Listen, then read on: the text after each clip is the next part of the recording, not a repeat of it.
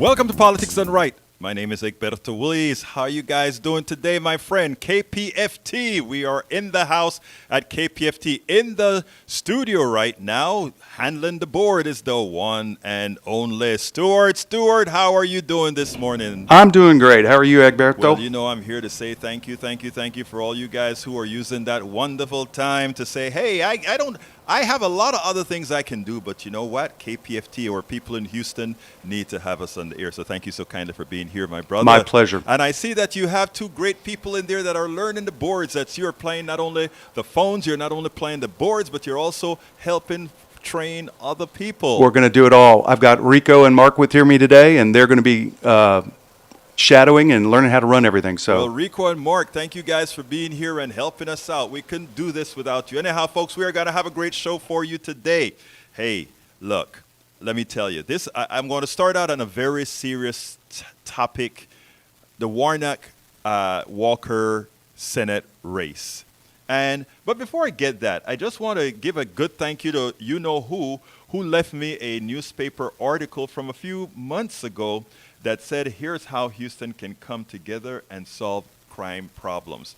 I'm not going to cover that topic today because I'm not completely read on solutions. And you know what we believe in here is make sure that you're read on issues and know what you're talking about. I've written about some of this stuff before, but I want to give you something cohesive. But thank you very much, T, for giving me this article as a subject. I think it will make a good thing that's a good subject that's not only good for Houston, but good throughout the country. Bridge MCP is on the internet. Under chat with us, with a couple others. Thank you so kindly for being out here listening to the show. Remember also, this is a call-in show. Today, you can break into the show at any time you want. The telephone number is 713-526-5738. Again, that number is 713-526-5738. No matter where you are, you're in Houston, you're in New York, you're in Albuquerque, wherever you are, give us a call if there's something that you want to get on air. Remember, this is Pacifica Networks, KPFT 90.1 FM, Houston, a station that belongs to all of you. In fact, we are supported from folks all over the country, actually all over the world. Right now, we need a hell of a lot more of that to make sure that we remain a viable station that is not dependent on our corporatocracy, which gives us the opportunity to just come out and tell you the unadulterated truth. Anyhow, today's program is titled Warnock's Victory in Georgia Exposes America's Cancer, and Why is a Great Jobs Report Bad for America? The subtitle is Raphael Warnock win was important. Why would so many vote for Herschel Walker? And second topic, November's job report was great. Why do our economic titans hate it? Folks, give us a call. Norman Reynolds is in the house. Norman, so you're back in town. Great to see you back in town, sir. You're always welcome to come in here and sit next and have your say as well. I wish Bridge MCP was out here in Houston as well. Anyhow, Warnock's victory. This is a bit serious, and I want everybody to listen to this one in detail. And give us a call, 713-526-5738, 713-526-5738. With 99% of the vote in, Raphael Warnock has beaten Herschel Walker by almost 3 percentage points. That's a lot, guys. In Georgia, people say that's a lot. Many are happy about the win, as I am. But it pains me that 47% of Georgians saw it fit to vote for Herschel Walker, you see. Herschel Walker perfectly describes the lie of what is a prototypical black man. So I want to pause there because I feel the same way as how could 69 or 67 million people, or however many million people, I think it was 65 million people, vote for Donald Trump, somebody who speak about women as he does, somebody who speaks about the other as he does, somebody who's who has conned so many from in false universities to all these things. But a lot of people vote for evangelical Christians. What are you thinking? What are you thinking? He can do all these bad things, but he just tells you, I'll put 2 judges that'll take abortion away, and somehow he's worth it. He's worth it. We have to get our moral compass back in order. So again, why did we allow a Herschel Walker the ability to come in there? You see, some of the leaders of the party, they in their being, they wanted to promote what that stereotypical, prototypical black guy looked like. But you know what's so funny? I don't know any of those guys. You know, the stereotype isn't true. But it's easy when you put somebody like that to say that's what it is. So when Republicans chose Herschel Walker, they showed their contempt for black people. Importantly as well, they showed contempt for their white constituents as they cauterized the fallacy many of them have been led to believe for centuries. One of the reasons that in my activism work, I do not allow racist mistakes to define how I deal with all people in the aggregate. There are industries that uses the tool to manipulate, or uses that tool to manipulate the many. Why did so many people vote for Herschel Walker? Because they were led to believe it is the right thing to do irrespective of his flaws. After all, Lindsey Graham and other proper Republicans will be there to manage him as they keep him on their leash. Lee Grant, welcome to Politics Done Right on KPFT's chat. But let's go ahead and talk to Sarah. Sarah, come on in. Sarah, how are you doing? Come on in, Sarah. I'm doing well, and I just wanted to comment that there's international news from Germany, which I believe relates to all the people who voted for Trump, and it's kind of scary to see all the counties in Georgia that went for Warnock. You know, Right. Walker, you know, you are so right. That issue in 25 people got arrested in Germany. You're correct. And they got arrested. They were planning on attempting to overturn the German government. Very similar to what was done here in the United States. Is that what you're talking about, Sarah? Yes, exactly. 3,000 police went out last night or Yes. this morning. Yes. Anyway, I'm going to hang up and let you talk. Okay. Thank you very Thank much for you. calling in, Sarah. You keep listening, okay? All right, folks, let me tell you. What Sarah is talking about is what occurred in Germany this morning. And that is there are 25 people from an organization similar to what we call our QAnon here. And their attempt, it was led by a former principal or royal descendants from Germany, was one of the leaders in that cause. And the idea was the attempt to overthrow the government and instate a fascistic state or autocratic state. And again, this is something that had grown up in the last few years. We've started to curb it here in the United States, although we have that steady group of people that refuse to change. So thank you for bringing that topic up, Sarah, because people need to understand that these are real issues that we are confronting. And while it is hard to believe that our great democracy can fall to these, we call them crazies. These aren't crazy people. These are just autocrats who don't believe in democracy, and that is what they want to do. So thank you for bringing that to the attention and interjecting into what we're talking about. Lee Grant says, hey, all, if you're going to support democracy, you will need to accept that people might not vote for the candidate. Deal with it. I support democracy, Lee, and no, you're absolutely right. The people in Georgia had the right to select Herschel Walker as the person who represents them. You're absolutely right, Mr. Grant. And I do believe in democracy. My question wasn't whether they had the right to vote for Herschel Walker. My question was what was within their soul to believe that a guy who's held a gun to a woman's head, a guy who has denied his children, a guy who is pro anti-choice now, but was wanting to force his ladies to get an abortion, somebody who shows the mental intellect of a 2-year-old, if that much, somebody who cannot articulate an English sentence.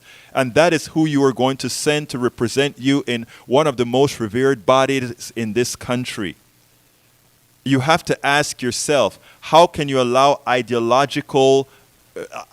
your ideological reality to allow you to choose somebody that was thrown onto you like a Herschel Walker? That's the only question I'm saying. You are correct. In a democracy, everybody has the right to choose, but don't then complain about those of us who will tell you on face value the choice that you made was a clear and present danger for the country. Eric Hayes says, Egberto, you can't be blind, say your side is only one for democracy. Warnock is not a saint. It doesn't matter about Warnock being a saint. Warnock can actually articulate a sentence. He can actually articulate a policy to help people. Mr. Walker is mentally impaired, and that is not to say somebody mentally impaired cannot do a particular job. Just not the Senate of the United States, where critical laws must be passed. It's that simple. 713-526-5738 is our number. Give us a call if you would like to comment on the election before we go to the next subject. 713-526-5738. I'd love to entertain your calls on the Warnock issue and Walker. Should Walker have been given a chance to even run? Should we start to talk about having certain qualifications for certain positions? And again, that has to be voted on, of course. Let's really ask ourselves these questions, because if we continue to put people into office who are incompetent to serve, there has to be some level of competency. 713-526-5738. Hit extension 2 to get directly on air. 713-526-5738. Would love to hear from you on this subject. And I have my opinions, and I don't mind entertaining different opinions, and I'm respectful as I speak to you as well. So I want folks to feel free to say what's on their minds. I don't want you to have to hold back what you think, how you think I would respond to what you have to say, because this is your platform. And this is how we give everybody the option to say the things that they really want to say. 713-526-5738. Hit extension number 2 to get on air.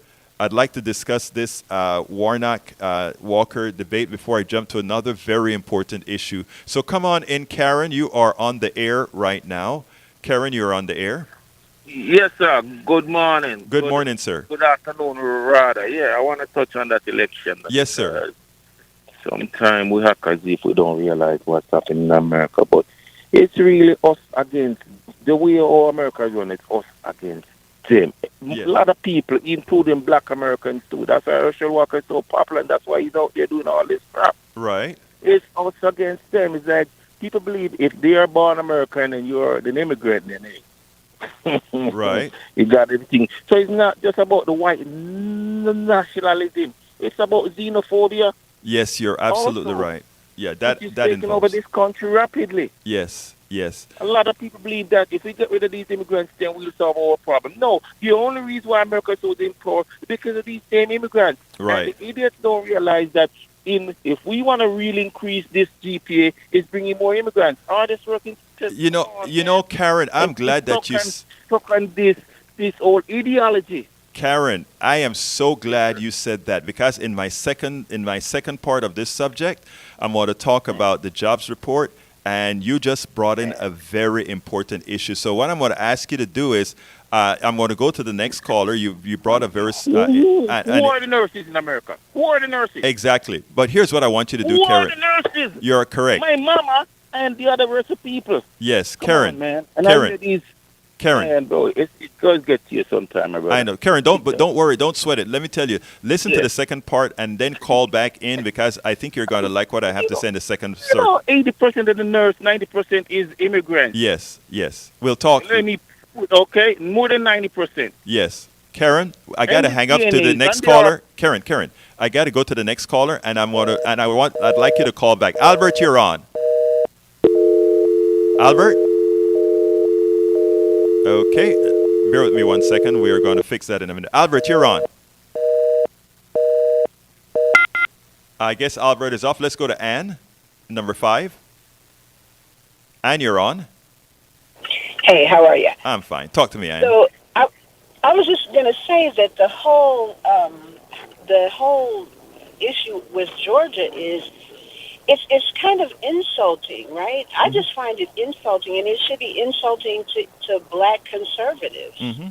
That was the best you could do. I mean, there's no other black conservatives in the whole state that that could be a better representative of the party. I mean, if you're just going to choke and throw a black person out there, I mean, I just find it hard to believe that there was, because that just shows you that you think that those voters just go on people's name or fame or something like that they're not interested in policy. Anne, I think it's a bit deeper, and let me explain, and then you can tell me what you think about what I'm saying. There is a concerted effort. Let's look at who they put up as president. They brought up somebody that they knew. You remember when they brought up, I don't remember his name now. He was one of the best neurosurgeons on the planet. And then he lost his mind. He didn't lose his mind because he was a conservative. He lost his mind because he accepted an ideology that was diametrically opposed to the science that he once believed in. You know who I'm talking to? Carson, okay? In other words, Carson is a very intelligent person, but he made himself sufficiently dumb to be able to promote much of what he promoted when he ran for president of the United States. When it came to Herschel Walker is the prototypical representation of how you would hear many conservatives want to address what a black man is. Okay?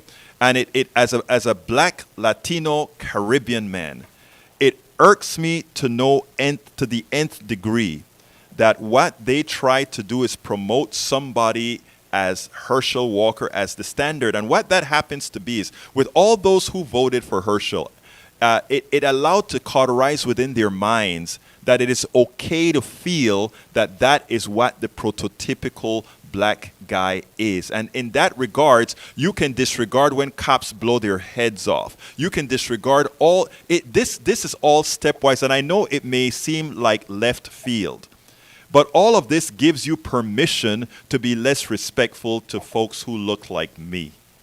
Because again, Herschel Walker shows what he is. He is running for senator, but he held a gun up on his wife. He's running for Senate, but he cannot say a perfect English sentence. He's running for Senate, but he cannot even articulate a sensible policy. If you are able to think about others, like a particular group of folks like that, it gives you almost a credit card to do whatever it is to somebody that's less than. That's my opinion, Anne. Your thoughts? Well, I can. You don't have to agree. You can disagree. I can see where you're coming from, but I honestly think that they just thought that the African American community as a whole would be influenced by not by policy, right? Not by sound thinking and what do you call it? Like having good character. Yes, I think they thought so driven, because I think that's what, unfortunately, we have shown ourselves in some cases to be so celebrity focused. And I think, especially in Georgia, I think they just calculated. I think they tremendously miscalculated that we're just not going to fall for a guy just because he's a football star and all of this. I think they miscalculated, and I think they did themselves real damage. But Anne, let me ask you this. Anne, let me ask you this, okay? Because I want to push you a little bit further, right?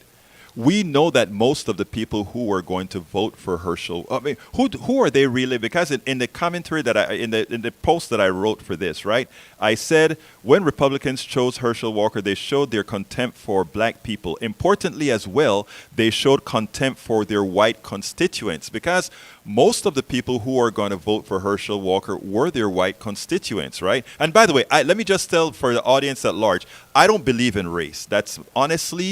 I honestly believe that race, I'm speaking racial stuff because I'm in America, because this is where the country is at, etc. I have been trying to preach that race is one of the stupidest tools ever created to manipulate us. And it manipulates both white folks, black folks, Latino folks.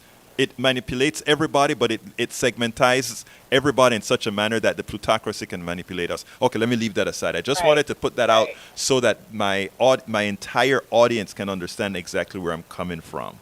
Now, I think the people that got conned as well with a Walker has to be the Republican constituents, because they are electing somebody who has to be a rubber stamp because he is so incompetent, he can only listen to what is told that he must support. So in effect, Georgia wasn't voting for a senator from Georgia. They were voting for a piece of every other state, Georgia be damned. And that is what I mean when I said also that, the contempt isn't just for black folk. What it does is it tells them that, well, that's in my opinion again, is that's the best they can do. Because, you think about it, right?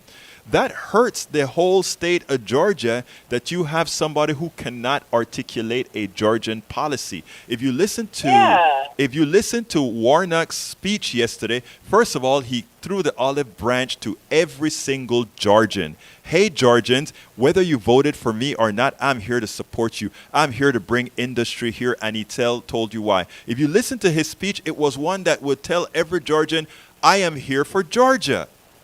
He's talking about, this guy's talking about trans and all these things that don't have any particular rule for Georgia proper. Your thoughts, Ann? See, but that's the whole point. Yeah. It was an insult. It was an insult to their party, well, the Georgia Republicans. Right. It was an insult to them because it has. Yes. That's the best that you could do. That's the best that you can do. Exactly. They tremendously miscalculated. I don't know if I'm just surprised that, because they used to be, even if you didn't agree with, their policy, or whatever, they at least had. They were serious. They were serious. They were serious, and they had people who were learned, and at least had a little bit, a little intelligence. Exactly. Right? I think it's really weird. And I think we're in the same. Weird. I think we're in the same wavelength. I have to go to the next subject, but I think we're in the same wavelength. And I want to thank you for calling in, first of all, for presenting this case. But I tell you what, I think these guys got played in Georgia, and what can I say? But thank you so kindly for calling, and you have a wonderful rest of your day. Please remember to tell folks that we are back on the air live, and that this is their program, this is their show. Call in and let's talk. Alrighty. You have a wonderful day. Bye. Bye-bye. All right, folks, let's continue the show. If anybody else want to talk about the Warnock, I have one more minute that I'll dedicate to this. One more minute to Warnock before we go to the next subject at hand. 713-526-5738. 713-526-5738. Hit option 2, and you'll be right here with us. 713-526-5738. All right, since no more calls came in on the Warnock case, the title of the subtitle of the second part of our program today is Fact. Our economic system preys on the poor and working class. Great news is bad. Why? All right, it goes like this, folks. The job market remains strong. We haven't seen a job market like this in forever. You look at the amount of people that are going to work, and people are going to talk about something known as a job utilization rate is not as high as it has been.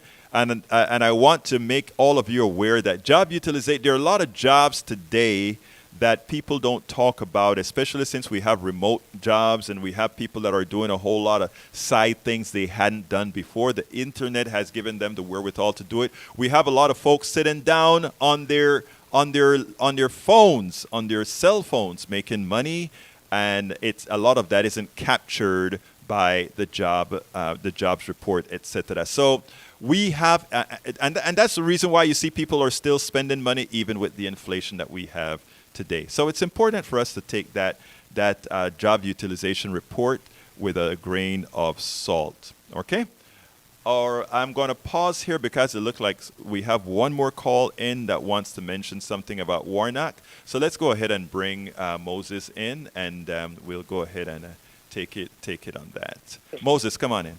So we have, and that's the reason. Moses, turn your radio down, please, and then you're on the air right now, sir. Okay. I want to comment just briefly on the Warnock thing. Sure, go ahead, ma'am.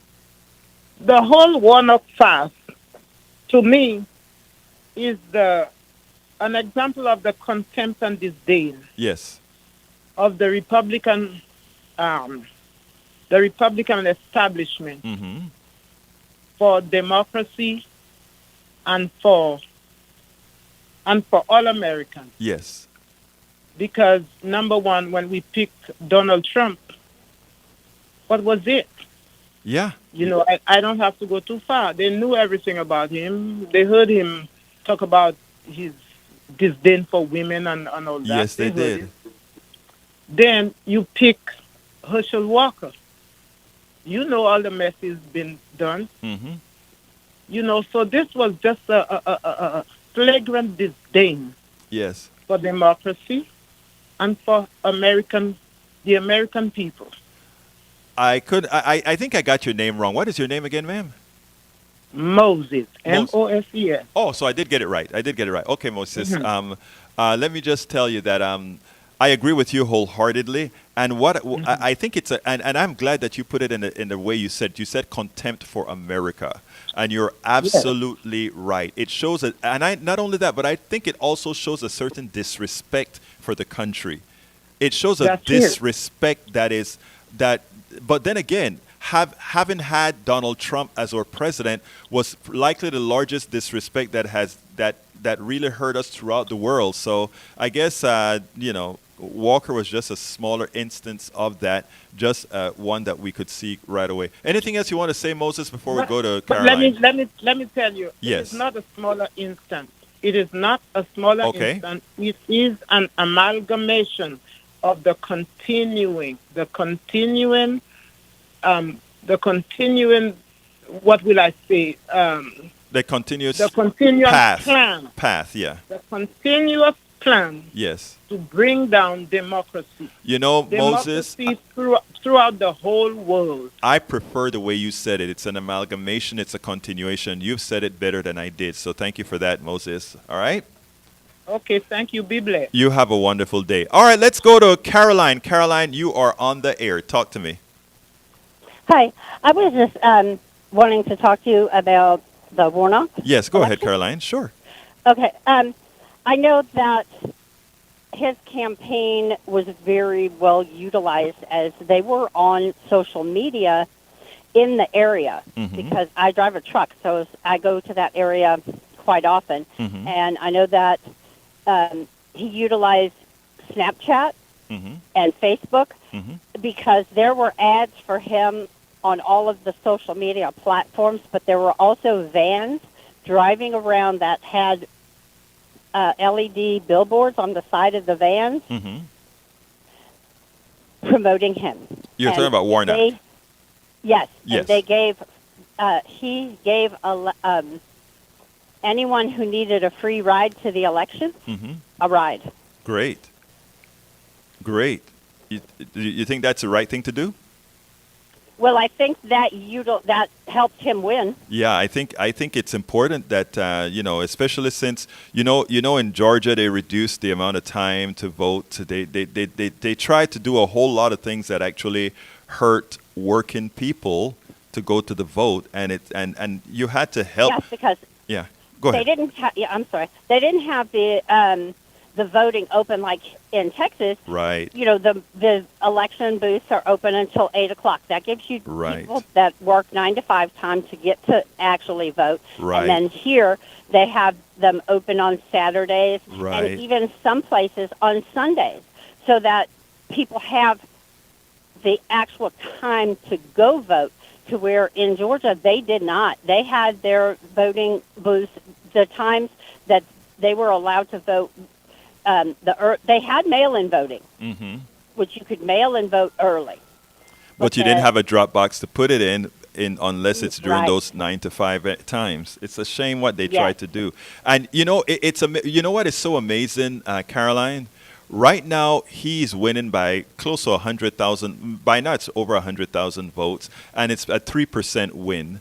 The polls seem to have performed a bit better this time around. But what is interesting, Caroline, is that imagine if all those restrictions weren't there and the working class really got to go ahead and vote the way they really wanted to vote. Imagine it probably would not even have been a close election.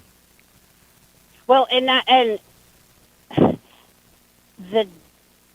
the way it's set up there, I think they set it up for who they wanted to win to win. What do you It mean? wasn't. Yeah, it kind of. I think they took away a lot of the freedoms of the people there that we have here in Texas. True, I agree. But they thought that would have benefited Herschel Walker. And it probably Right. did And it benefit. didn't. I think it was detrimental to him. Yeah, it was. As and far as I don't know if it's detrimental. I think what happens is, you have any kids? I do. You remember when you tell a kid if you tell a kid I don't want you to do X, it gives them they generally want to do X now more because you told them not to do it. I mean, I think there's a sect of people in this country that they've been whenever you tell them you're not going to be able to vote like you should, that's going to give them more impetus to go out there and say, you know what, you think I'm not going to vote? I'm going to find a way to go vote because I know Right. what this means. And I have a hunch that's what happened. What's your thoughts? Well, I don't know what the actual turnout was for the recount. I know that the initial turnout was pretty high. It was. But for the recount, I don't know what the actual numbers have been. Yeah, we should know better about that tonight because, they're going to have to go through things like provisional voting and all that sort of a thing. But I am just, let me just tell you why I am happy for this outcome. I am happy for this outcome because, and yes, I'm very progressive, all right? But I entertain every side of the equation. And not only that, I don't only vote progressive. I vote the person who is going to do the better job for society at large. That's how I vote. Now, if you take a look at Herschel, do you think he would have been qualified to run? I mean, to in the Senate. I don't really know enough about him to make that decision, as he was not representing my state. There you go. Well, I mean, thank you for that answer because a lot of folks would just take the party line. And my hunch is if I asked you about party line, you're probably more on the conservative side, right? Yes. And that's what I thought. And we are having a great conversation. Here's this wonderful conservative lady speaking to this really left progressive guy. We can actually talk intelligently without shouting at each other, right?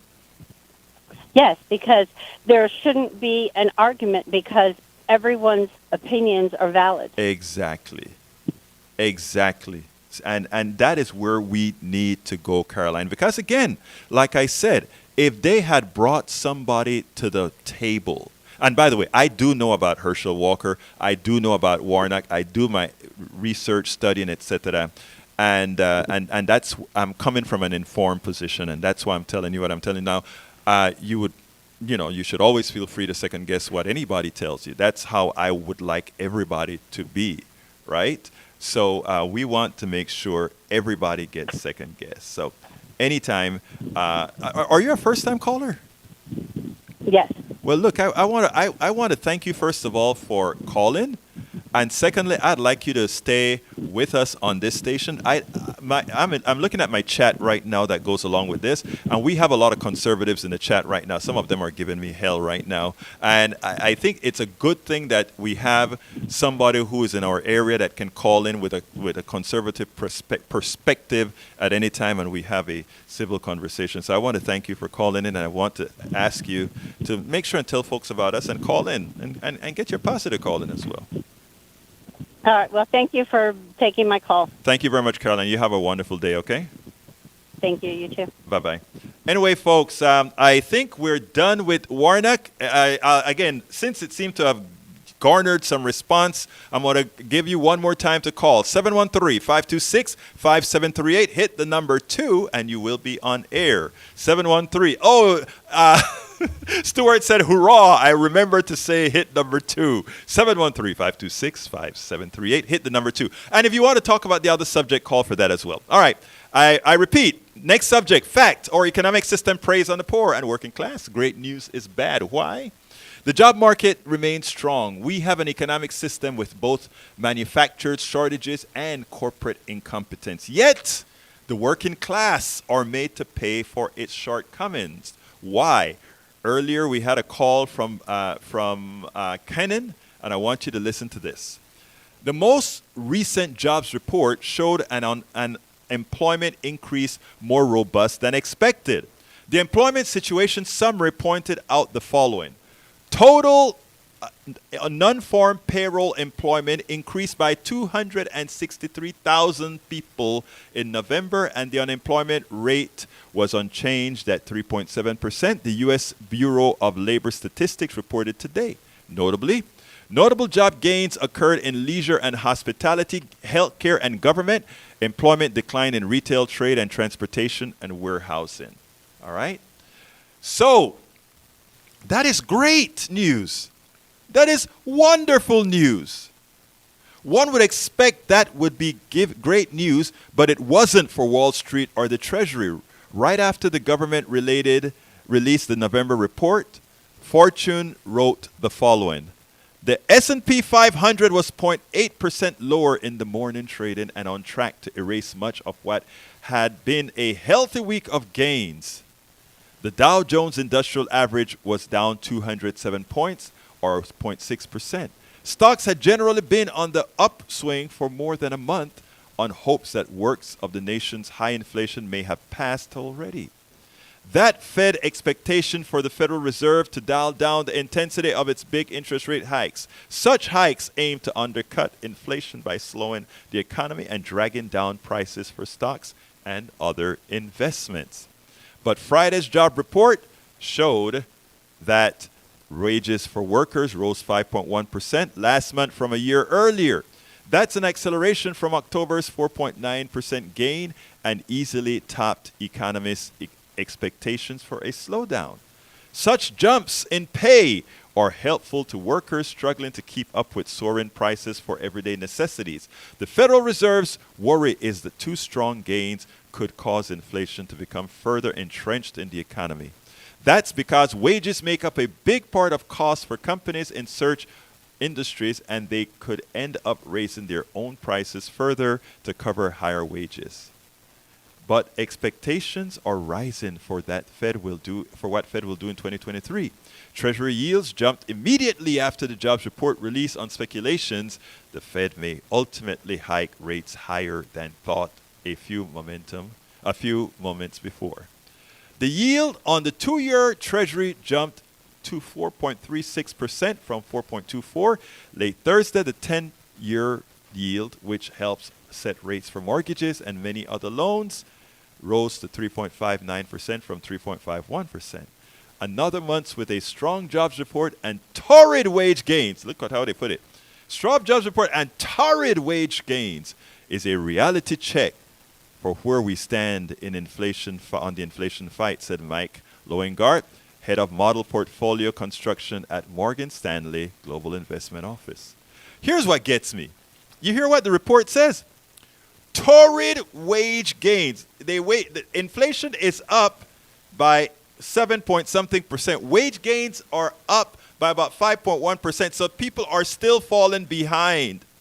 And what did this capitalist, this industrialist say? Torrid wage gains. People, are you listening? People, are you listening? Increase in wages for you is torrid. So I wrote then, understand what the above snippet means. The titans that control our economic system are telling you that the good fortune for employees is bad news for them. Worse, our government, via the Fed, will ensure that the good fortune must not continue. In other words, they're going to raise interest rates, folks, and guess who pays? You do. In doing so, they will make the working class pay for a defective economic system that frowns on wage increases or on an extra few bucks in the pockets of the working class. This is by design.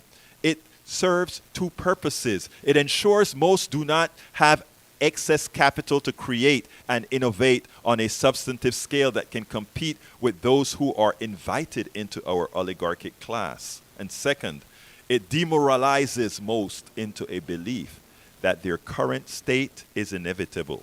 I want you guys to listen to this. This is important.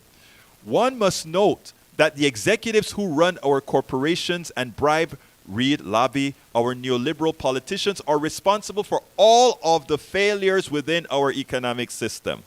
It's not you, folks. You didn't do anything wrong. You didn't cause any of what's happening. Our economic leaders, the titans of finance, they are the ones responsible for the, what did they call it? The torrid wage increases, right? Torrid necessity. While the titans of our economic system claim that supply chain issues, pandemic issues, and wage issues and worker shortages caused inflation, they are completely wrong. It is their decisions that created our economic problems. The following should roll off of our tongue ad nauseum. Get your pencils and paper. Get your recorder. Get whatever. I want you guys to have these statements at the tip of your tongue all of the times. The following should be: corporate greed is responsible for more than 50% of our inflation. All right? Corporate short-sightedness created supply chain induced shortages. Manufacturing a large percentage of needed products and parts overseas is subject to weather, pandemics, and political uprising. Thus, corporate irresponsibility allowed weather, pandemics, and political uprising to shock our citizens unnecessarily. Working class America is then asked to pay the bill through higher prices and interest rates. Instead of incentivizing irresponsible corporate executives to pay for their ineptitude, they profit from their bad decisions with higher prices and profits as the corporate bought government extorts higher interest rates from us.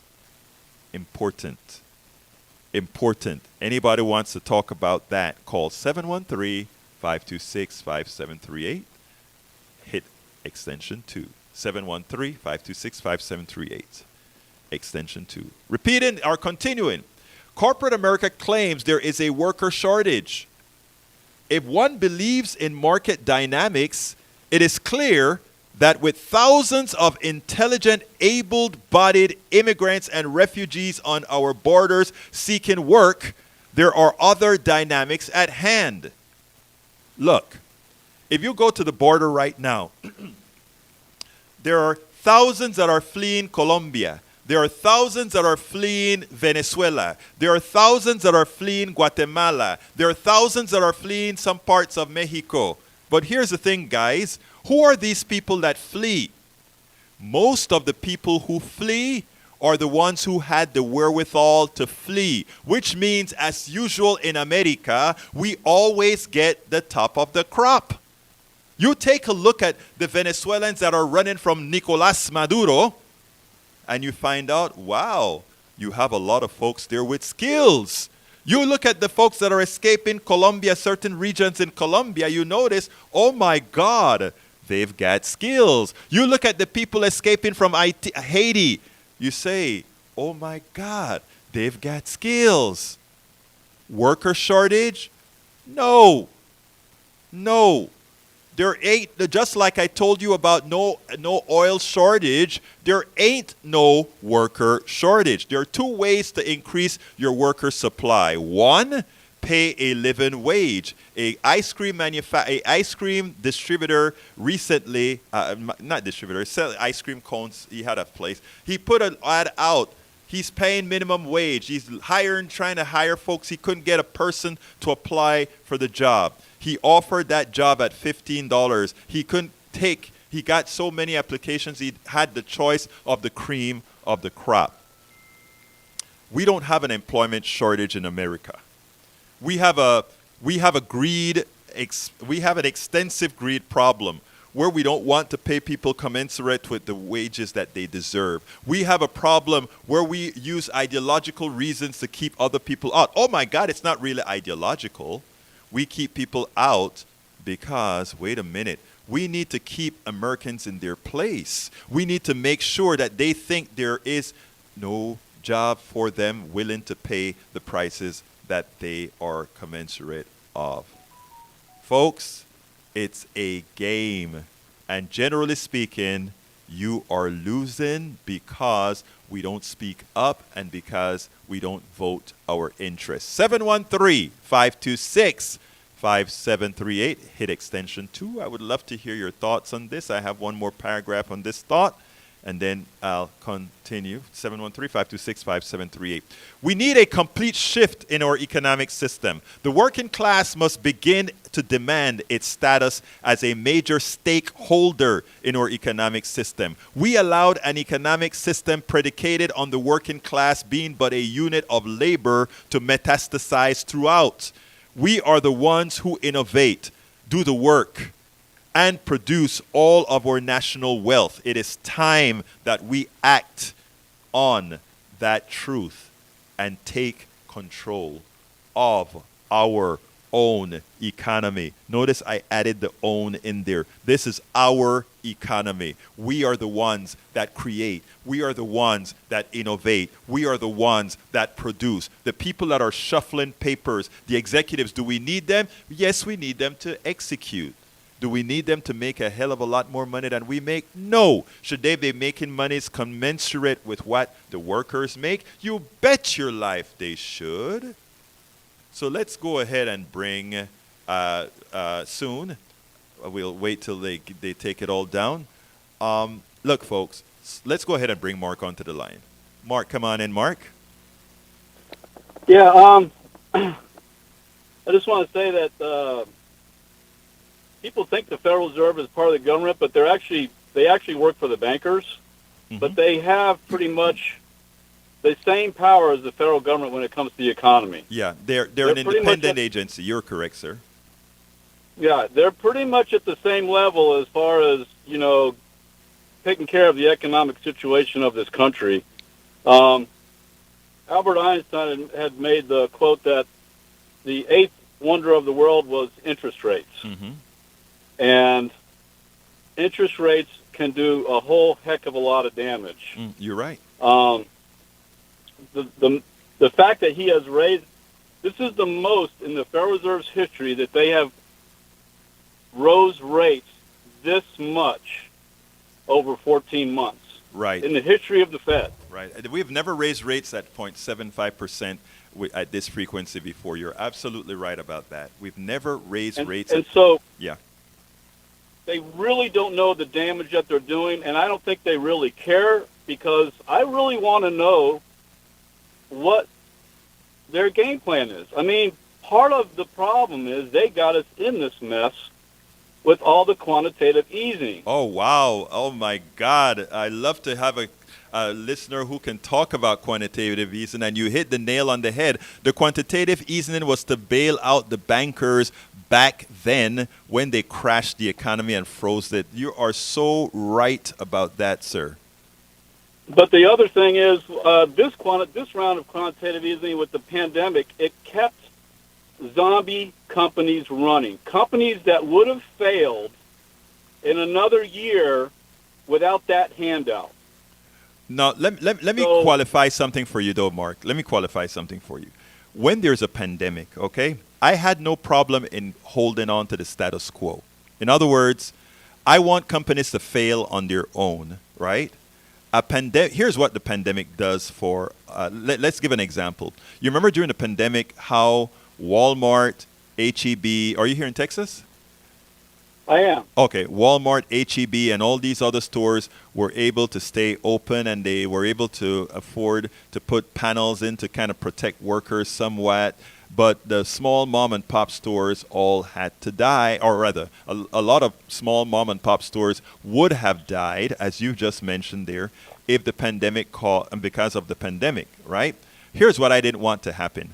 I didn't want the pandemic to be the tipping point for a business to go under, a pandemic that likely, first of all, that was handled poorly by a president who shouldn't have been there in the first place, in my humble opinion, that is, because it didn't have the competency to really solve this problem. So I didn't want I didn't want small companies to fail on that failure of our government. Here's the thing. Yes, here's sir. the thing. It's how they qualified that money, and this is in addition to printing more dollars. I can't argue that point with you because you're right. Basically, what they did is, if a company had over $1 billion, they didn't have to securitize the money given to them. Right. If you're a small business owner, you're going to find out when it's all said and done, a lot of them refuse that money because they would have had to sign over their assets, their home, and all of that. Right. So it was skewed against the small businesses from the very beginning. But you know what? What's so funny, Mark? First of all, you're right. I want to first say you're right. Okay? But here's my question to you. What do we do about it? Because all of us need folks that are aware like Mark is aware. Okay, now what you've just done by calling in and making mention of that, Mark, is you have informed a lot of those who are listening to us right now about that reality.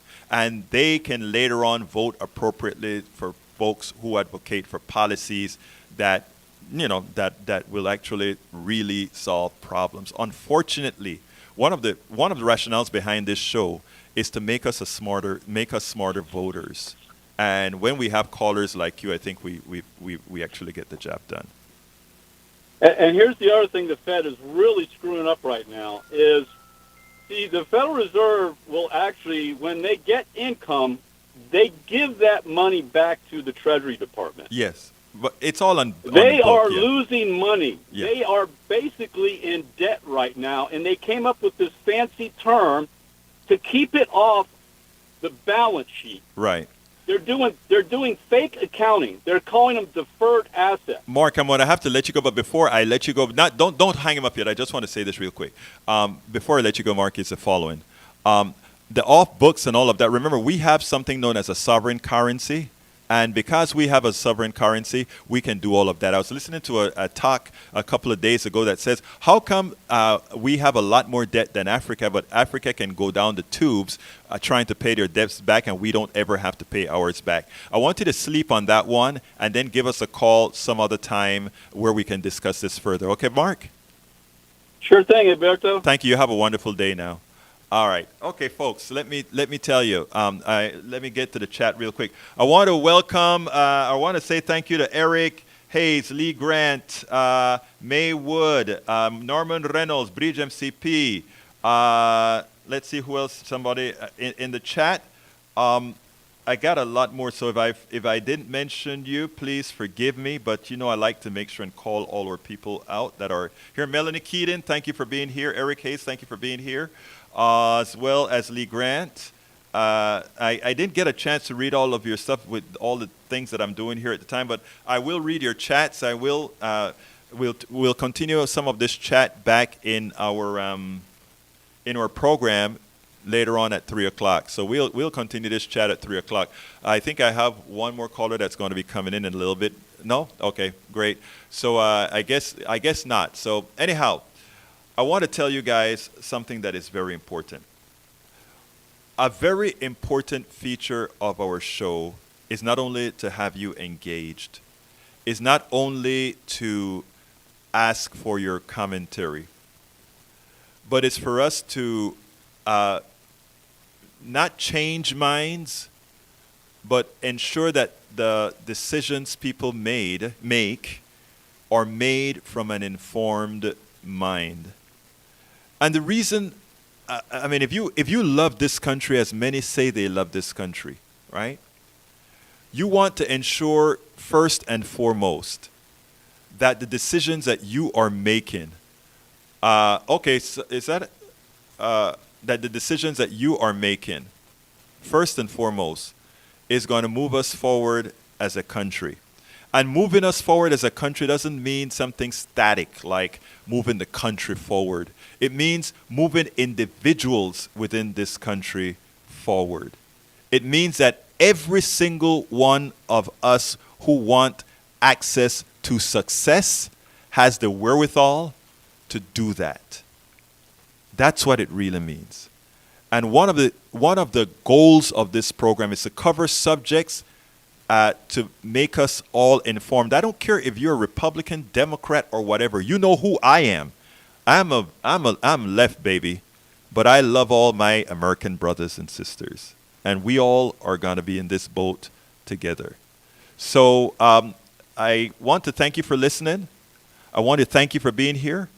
I want to ask you to make sure and tell others about this program. I want to have you call in all of the times over and over again. My name is Egberto Willies. This is Politics Done Right, and you guys know how I end this, baby. I am what? Out!